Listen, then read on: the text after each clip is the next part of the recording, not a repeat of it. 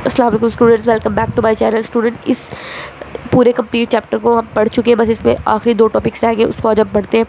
Apoptosis के बारे में पढ़ते हैं। एपोप्टोसिस क्या है? अच्छा, हमारे पास ना एपोप्टोसिस एक ऐसा प्रोसेस होता है जिसमें एक ऐसा सेल जो कि बेचारा नकारा हो चुका है, काम करना बंद कर चुका है, अब वो काम नहीं कर रहा, बेचारा किसी तरीके से ख़राब हो गया, डैमेज हो गया, तो उस सेल को अब जाहिर सी बात है अगर वहाँ पे ऐसे ही पड़ा रहेगा तो वो न्यूट्रिएंट्स वगैरह तो हमारे इस्तेमाल करता रहेगा, लेकिन काम कोई नहीं कर रहा, तो हमें क्या फ़ायदा हो रहा है? तो उस सेल को अच्छा है कि हम उस सेल को वहाँ से निकाल ही दें, उस सेल को वहाँ से ख़त्म कर दिया जाए और उसकी जगह नया सेल आ जाए।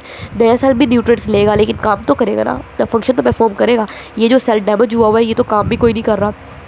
तो हमारी बॉडी पहले से प्लान करती है और उस प्लान के ज़रिए से ये जो डैमेज सेल है इस डैमेज सेल को ख़त्म कर देगी। बॉडी खुद ही प्लान करके अपनी डैमेज सेल को जो ख़त्म करना शुरू कर देती है। इस प्रोसेस को कहते हैं एपोप्टोसिस। एपोप्टोसिस क्या है? देखो, पी आ रहा है ना, पी से प्रोग्राम। ये one of the main types of programmed cell death. ये प्रोग्राम मतलब सेल ने एक पूरा प्रोग्राम बनाया, उस पूरे प्रोग्राम के ज़रिए से सेल की डेथ करवाई जाएगी। ड्यूरिंग एपोप्टोसिस में होता क्या क्या, ये बात आपने देख रही है। नंबर 1, सेल जो है ना, पहले उसका साइज़ छोटा होगा, श्रिंक्स करेगा cell and become rounded due to break down of the cytoskeleton by the enzyme. ये जो सेल है, सेल के अंदर एंजाइम्स होते हैं, वो एंजाइम्स क्या करेंगे, सेल के अपने ही जो साइटोस्केलेटन होता है ना, सेल के अंदर जो सेल का स्केलेटन बना रहा होता है, जो एक्टिनोमायोसिन होती है, या आप पीछे चैप्टर 4 में पढ़ चुके हैं। सेल के अपने ही एंजाइम उस साइटोस्केलेटन को तोड़ देंगे। जब वो साइटोस्केलेटन टूट जाएगा तो सेल का स्ट्रक्चर उस साइटोस्केलेटन की वजह से तो मेंटेन हुआ था, अब वो सेल का स्ट्रक्चर खत्म हो गया, जिसकी वजह से सेल गोल गोल राउंडेड हो जाएगा और साइज़ में छोटा हो जाएगा। ठीक, दूसरे स्टेप में क्या होगा, सेल चूँकि साइज़ में छोटा हो चुका है तो जो सेल के अंदर न्यूक्लियस है, न्यूक्लियस के अंदर जो क्रोमेटिन मटीरियल पड़ा हुआ है, वो क्रोमेटिन मटीरियल भी कंडेंस करना शुरू कर देगा, क्योंकि सेल का साइज़ तो छोटा हो रहा है। ठीक है, तो क्रोमेटिन मटीरियल भी सुकड़ना शुरू हो जाएगा ताकि थोड़ी जगह वो जगह ताकि थोड़ी जगह घेरे, क्योंकि जगह पहले कम हो गई है। ठीक, और क्या होगा, जो न्यूक्लियस है ना, न्यूक्लियस की जो न्यूक्लियर मेम्ब्रेन होती है, न्यूक्लियर एनवेलप उसको कहते हैं, वो भी टूटना शुरू हो जाएगी। देखो, जब न्यूक्लियर एनवेलप टूटेगी तो ये देखिए, मैं आपको दिखाती हूँ। ये देखिए, ये हमारे पास ना एक सेल है, ये डैमेज हो गया बेचारा किसी वजह से। ठीक, कोई इन्फेक्शन हुआ या कोई वजह हुई जिसकी वजह से सेल डैमेज हो गया, काम करना छोड़ गया। इसकी हमारी बॉडी प्लानिंग करके सेल की डेथ करवानी, जिसको कहते हैं एपोप्टोसिस। पहले इस प्रोसेस को इसमें क्या, पहले सेल के साइज़ को छोटा किया जाएगा, सेल श्रिंक हो गया। श्रिंक होने के बाद क्या किया जाएगा, ये भी छोटे बनाना था, गलती से थोड़ा बड़ा बन गया। जब ये सेल श्रिंक हो जाएगा ना, तो इस श्रिंक्ड सेल के अंदर क्या होगा, जो न्यूक्लियर एनवेलप है ना, न्यूक्लियर मेम्ब्रेन, वो टूट जाएगी। देखो, न्यूक्लियर एनवेलप जब टूट जाएगी, न्यूक्लियर मेम्ब्रेन टूट जाएगी, तो न्यूक्लियस के अंदर सारा मटीरियल जो है वो टूट के साइटोप्लाज्म के अंदर आना शुरू हो जाएगा। तो ये मटीरियल टूट के सारा बाहर आ चुका है। और दूसरा, जो सेल के बाहर सेल मेम्ब्रेन थी ना, उस सेल मेम्ब्रेन के अंदर थोड़ी थोड़ी बडिंग बनना शुरू हो जाएगी। ठीक है, बड बन गई है, इसको कहते हैं सेल ब्लेब्स। ब्लेब, ठीक है, ये सेल ब्लेब्स बनना शुरू हो जाएंगे। ये फिर क्या होगा, ये एक ब्लेब इधर से उतर गया, ये एक ब्लेब इधर से उतर गया, ये इससे उतर गया, ये इससे उतर गया, ये इससे उतर गया, ये छोटे छोटे टुकड़े हो गए। इनको कहते हैं एपोप्टोसिस के नतीजे में बने हैं, इसको कहते हैं एपोप्टोटिक बॉडीज़। ये एपोप्टोटिक बॉडीज़ बन गई। अब ये जो छोटी छोटी एपोप्टोटिक बॉडीज़ है, ये कोई बड़ा सेल आएगा, वाइट ब्लड सेल हमारा जो फिर रहे होते हैं, वो इनको पकड़ के खा लेंगे। इस तरीके से सेल यहाँ से हमने ख़त्म कर दिया, इसकी जगह नया सेल आ जाएगा। तो यहाँ पर भी यही लिखा हुआ है, देखें, ये जो सेल था इसका क्रोमेटिन ने कंडेंसेशन की और क्रोमेटिन छोटा और सुकड़ गया ताकि जगह थोड़ी ले, एंड न्यूक्लियर एनवेलप ब्रेक्स और न्यूक्लियर एनवेलप भी टूट गई। इसके नतीजे में क्या हुआ, जब न्यूक्लियर एनवेलप टूटी तो जो न्यूक्लियस के अंदर मटीरियल था वो सारा का सारा स्प्रेड हो गया in the form of several discrete chromatin bodies. ये देखिए, ये क्रोमेटिन बॉडीज़ आपको नज़र आ रही है, ये वाली, ये जब ये वाला जो न्यूक्लियर मटीरियल है सारा टूट के साइटोप्लाज्म के अंदर आ गया है। तो ये छोटे छोटे जो बॉडीज़ है, इनको कहते हैं क्रोमेटिन मटीरियल ही था ना, इनको कहते हैं क्रोमेटिन बॉडीज़। छोटी छोटी सेवरल, काफ़ी कई ज़्यादा होती है सेवरल, और ये डिस्क्रीट मतलब काफ़ी ज़्यादा होती है, सेवरल डिस्क्रीट क्रोमेटिन बॉडीज़ होती है। ठीक है, ये बन गई। और क्या हुआ, जो सेल मेम्ब्रेन थी वो कहते हैं, मैं क्यों पीछे रहूँ, सेल मेम्ब्रेन ने भी अपने इर्द गिर्द इरेगुलर बड्स बनाना शुरू कर दिए, जिनको कहते हैं ब्लेब्स। ये जो ब्लेब्स होगी ना, इन्होंने सेल से टूटना शुरू कर देना है और इनको कहते हैं एपोप्टोटिक बॉडीज़। मैंने अभी आपको दिखाया। और इन्हें एपोप्टोटिक बॉडीज़ को आगे फैगोसाइटोज कर लेना है अदर सेल ने, which are then phagocytosed by other cell. इनको दूसरे सेल आके खा लेते हैं। ठीक, एपोप्टोसिस का प्रोसेस कब होता है, जब कभी कोई सेल डैमेज हो गया या सेल स्ट्रेस कंडीशन में आ गया। जब सेल स्ट्रेस कंडीशन में आ जाता है ना, वो काम करने के काबिल नहीं रहता। जब वो काम नहीं करेगा तो फजूल में हमारे न्यूट्रिएंट्स खाता रहेगा, तो हमें क्या फ़ायदा होगा।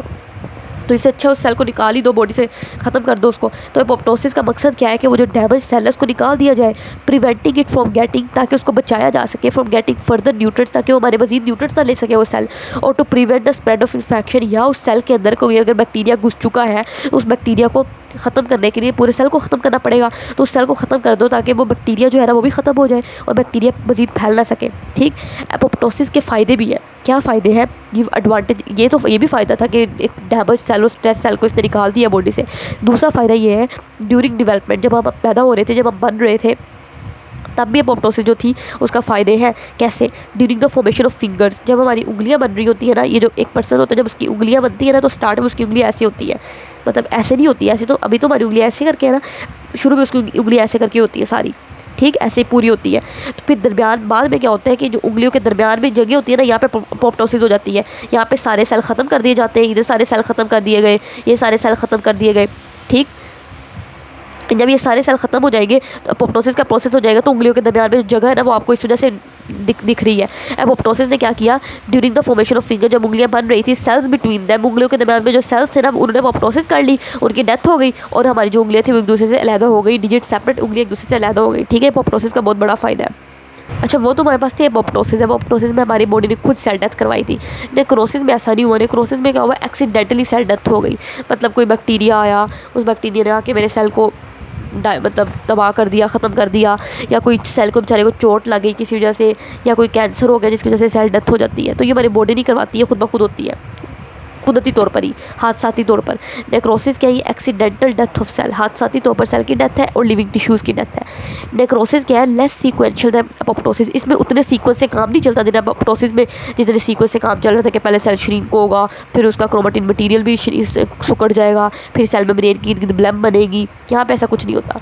ठीक, there are many causes of necrosis. Necrosis क्यों होती है, कई वजूहत है। कौन कौन सी वजूहत है, सेल को कोई इंजरी हो गई, कोई नुकसान हो गया, सेल को कोई इन्फेक्शन, कोई बैक्टीरिया वायरस सेल के अंदर घुस आया, या कैंसर कोई हो गया इसकी वजह से सेल बेचारे की डेथ हो गई, तो नेक्रोसिस कहाँ पे होती है। इसके अलावा एक सेल है, उस बेचारे को ऑक्सीजन कम मिल रही है किसी भी वजह से, ठीक है, तो उसकी वजह से भी सेल डेथ होना शुरू हो जाती है। जैसा कि कोई ब्लड वेसल थी, ब्लड वेसल के अंदर ब्लड क्लॉट बन गया, ब्लड क्लॉट की वजह से क्या हुआ, ब्लड आगे नहीं जाएगा, सेल को ब्लड नहीं मिलेगा, न्यूट्रन नहीं मिलेगा, ऑक्सीजन नहीं मिलेगी, तो सेल बेचारा कैसे जिंदा रहेगा। तो नेक्रोसिस में अक्कर नेक्रोसिस तब भी होती है जब एक सेल जो होता है ना, इस गिवन हाइपोक्सिक इन्वायरमेंट, जब सेल को लेस ऑक्सीजन वाला इन्वायरमेंट मिलता है तभी सेल डाई हो जाता है। अच्छा, नेक्रोसिस में क्या क्या मैकेनिज्म है, यहाँ पे ना क्या होता है कि सेल के अंदर लाइसोसोम होते हैं, आपने पढ़ा, छोटी छोटी बॉडीज़ होती है, उन लाइसोसोम के अंदर ना एंजाइम्स पैक हुए होते हैं। अब जब नेक्रोसिस का प्रोसेस होगा ना, वो लाइसोसोम फट जाएंगे और वो एंजाइम निकल के बाहर आएंगे, वो एंजाइम जो होंगे ना वो सेल पूरे सेल को तबाह करना शुरू कर देंगे। ठीक, ये देखो वही लिखा हुआ है, रिलीज ऑफ स्पेशल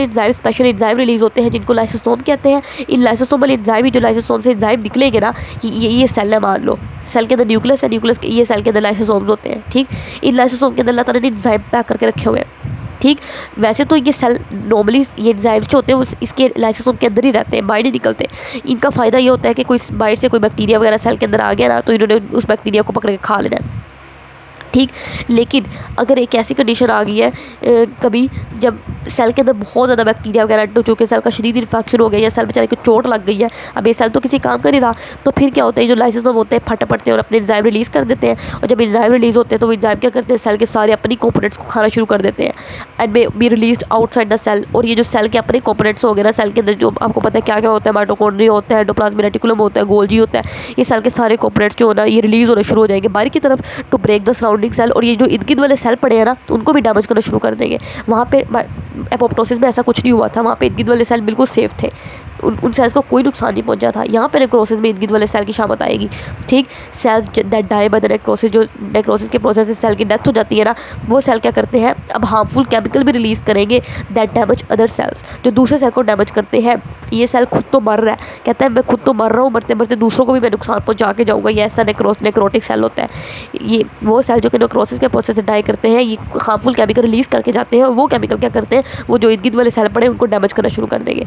एग्जाम्पल देखें, स्पाइडर बाइट, जब कभी कभी मकड़ी होती है आपको काट लेना, तो उसकी वजह से भी कुछ एरियाज़ के अंदर नेक्रोसिस हो जाती है। दूसरा नेक्रोसिस, ये भी हमने पढ़ा, वुड साइड जो ज़ख़म होता है ना, ज़ख़म की अगर आप प्रॉपर केयर नहीं कर रहे तो वहाँ पे बैक्टीरिया वगैरह जा सकते हैं। ठीक है, तो वो बैक्टीरिया अंदर चला गया तो उसने तो सेल की डेथ करवा देनी है, इन्फेक्शन हो जाना सेल का, तो उसकी वजह से भी नेक्रोसिस होना शुरू हो जाएगी। तो वही कह रहा है, due to lack of proper care, अगर आप प्रॉपर केयर नहीं करते, प्रॉपर ख्याल नहीं रखते वुड साइड का, जो ज़ख़म बना है वो वाली जगह का, तो उसकी वजह से भी नेक्रोसिस हो जाती है, वहाँ पर जो सेल होते हैं उनकी डेथ होना शुरू हो जाती है। इसलिए जो ज़ख़म वगैरह बने तो उसको ध्यान से आपने मतलब पट्टी टाइम से बदलनी है और उसका ख्याल रखना है। अगर आपको इस तरह मेरी वीडियोस पसंद आई हो तो मेरे चैनल को सब्सक्राइब करें और मज़ीद वीडियोस देखने के लिए हमारे साथ जुड़े रहिए। इसी तरीके से मैं मज़ीद वीडियोस बनाती रहूँगी और आपकी 9th क्लास की बायोलॉजी इंशाल्लाह मुकम्मल करवाऊँगी।